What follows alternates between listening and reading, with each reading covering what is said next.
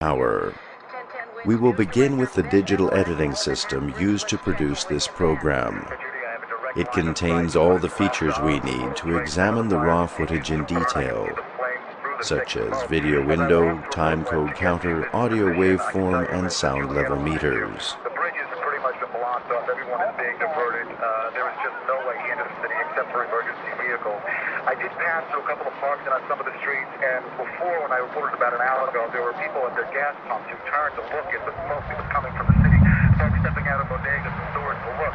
Now people are gathering in large groups. In fact, in one corner, I saw a group of people actually holding hands and praying. As I stand on the Manhattan Bridge, which is closed, it is open to pedestrian traffic. Some people are walking across, but there's just no way for them to. I don't look out. Something is that I can't.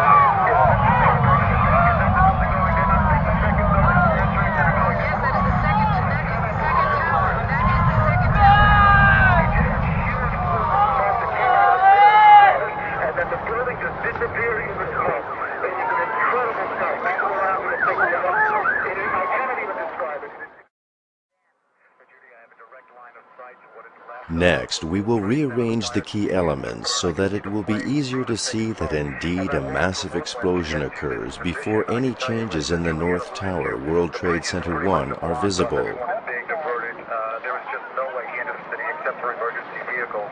I did pass through a couple of parks and on some of the streets, and before, when I reported about an hour ago, there were people at their gas pumps who turned to look at the smoke that was coming from the city. Folks stepping out of bodegas and stores to look. Now people are gathering in large groups. In fact, in one corner, I saw a group of people actually holding hands and praying.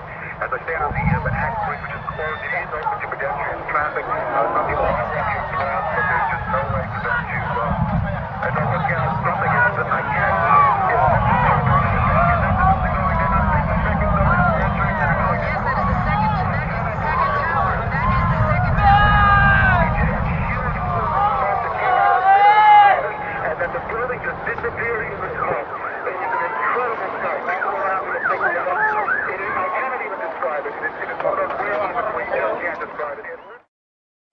Witnesses reported an earthquake-type rumbling and street-level dust clouds before each tower fell. These claims were ignored and disregarded because no video evidence was available. Listen to the massive explosion and watch a cloud of dust rise up from the street between two waterfront buildings well before the North Tower, World Trade Center 1 starts to fall. The bridges have pretty much been blocked off. Everyone is being diverted. There is just no way into the city except for emergency vehicles. I did pass through a couple of parks and on some of the streets, and before, when I reported about an hour ago, there were people at their gas pumps who turned to look at the smoke that was coming from the city. Folks stepping out of bodegas and stores to look.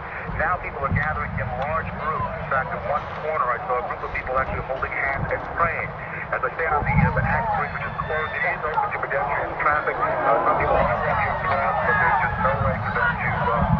I don't look out. Something is that I can't.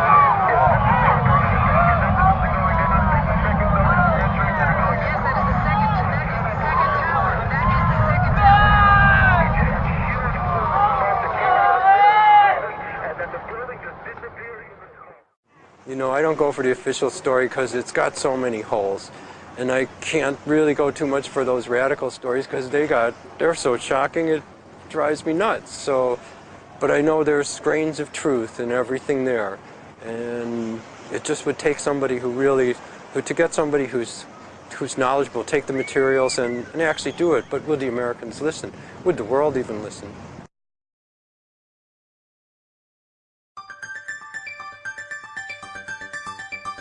Rick moved to the Frank Sinatra Pier to continue filming the North Tower, located across the Hudson River from the World Trade Center site on Manhattan Island. By using a professional illustration software, we can determine the camera's distance. 600 meters is approximately 20 millimeters on this map, giving us a 30 meters per millimeter scale. 1,800 feet comes to approximately 18 millimeters, giving us a 100 feet per millimeter scale. Next, we measure the diagonal distance to be approximately 104 millimeters. If we multiply this distance by our metric scale, we get a 3,120 meter distance. Our imperial scale gives us a 10,400 foot distance. Adjusting for the 65-degree morning temperature, the speed of sound in air is approximately 343 meters per second, giving us a sound delay of 9.1 seconds. 1,124 feet per second yields a 9.3 second delay. Averaging the two results gives us 9.2 seconds required for the sound from the World Trade Center to reach Rick's camera at Frank Sinatra Pier, roughly 1.8 miles away. To adjust for the World Trade Center sound delay caused by the estimated 1.8 mile distance from the World Trade Center to the camera's location, we must subtract 9.2 seconds. Please note that people beside the camera will begin to react 9.2 seconds earlier than they actually did. To compensate for the speed of sound, we must shift the audio track earlier by 9.2 seconds, or 9 seconds plus 6 frames of video. Next, we will add 9.2 seconds of video to cover the sound. Digital audio meters will illustrate the volume peaks of significant sound pressure waves. A high level plus short duration gives us an energy wave pulse traveling across the water in a direct line of sight 1.8 miles to the camera at Frank Sinatra Pier. I passed through a couple of parks and on some of the streets, and before, when I reported about an hour ago, there were people at their gas pumps who turned to look at the smoke that was coming from the city. Folks stepping out of bodegas and stores to look. Now people are gathering in large groups. In fact, in one corner I saw a group of people actually holding hands and praying. As I stand on the access bridge, which is closed, it is open to pedestrian traffic. Some people are walking around, but there's just no way for them to, as I look out, something is that I can't see.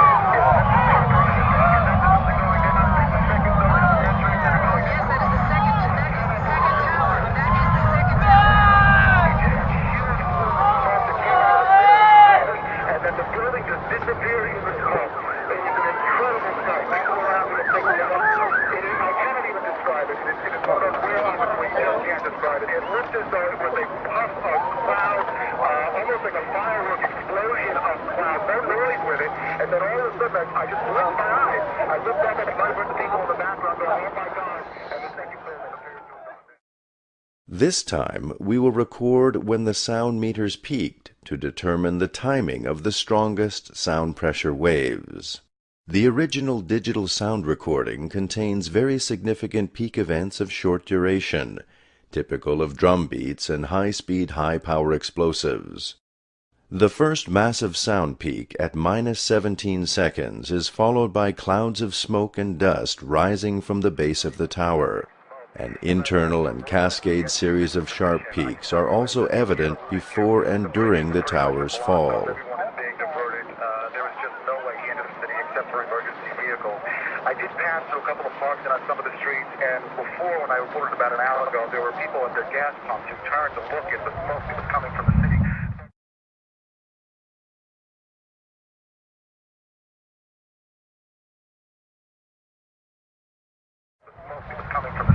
Folks stepping out of bodegas and stores to look. Now people are gathering in large.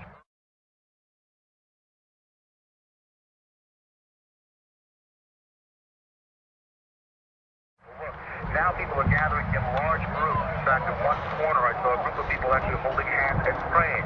As I stand on the access bridge, which is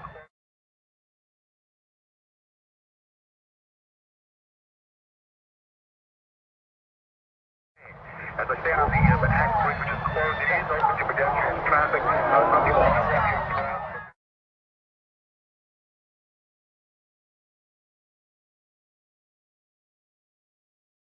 Traffic. Some people are walking around, but there's just no way for them to, as I look out, something.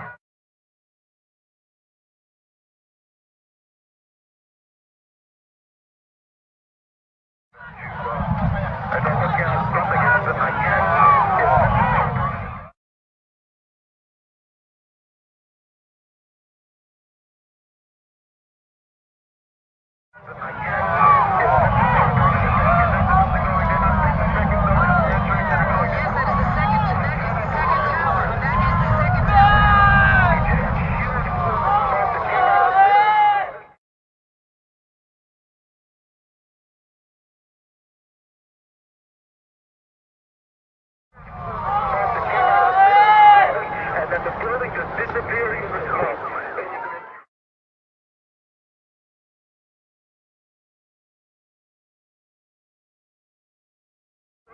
disappearing in the smoke.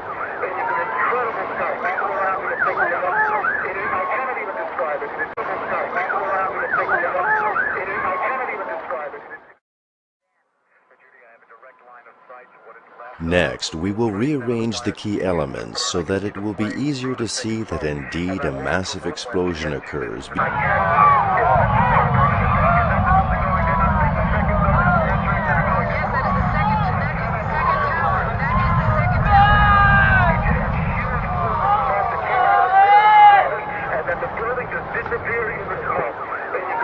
Several meters. The bridges have pretty much been blocked off. Everyone is being diverted. There is just no way into the city except for emergency vehicles. I did pass through a couple of parks and on some of the streets, and before, when I reported about an hour ago, there were people at their gas pumps who turned to look at the smoke that was coming from the city. Folks stepping out of bodegas and stores to look. Now people are gathering in large groups. In fact, in one corner, I saw a group of people actually holding hands and praying. As I stand on the Manhattan Street, which is closed, it is open to pedestrian traffic. Some people are walking across, but there's just no way for them to look out. Something is Hour. We will begin with the digital editing system used to produce this program. It contains all the features we need to examine the raw footage in detail, such as video window, time code counter, audio waveform, and sound